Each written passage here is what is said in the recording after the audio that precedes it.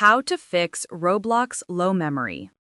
In this tutorial, I will guide you step by step on how to fix Roblox low memory. The first step is to open the Settings app on your phone. Once you are on the Settings page, scroll down and tap on the option named General. On the General page, tap on the option named iPhone Storage. After tapping, wait for the page to finish loading, because it might take a few seconds. Once it loads, you will see the storage status of your phone at the top, showing how much space has been used and how much is available. If your storage is nearly full, then this is likely the reason you are seeing the low memory error when using Roblox.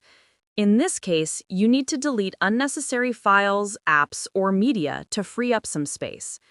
If you find that your storage has enough space and you are still seeing the error, scroll further down the list of apps and look for Roblox.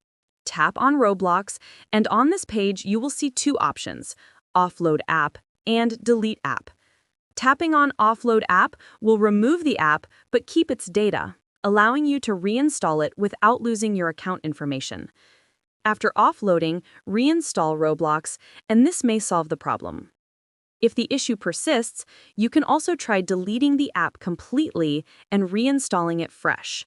Doing this clears all cached data and ensures the app runs smoothly.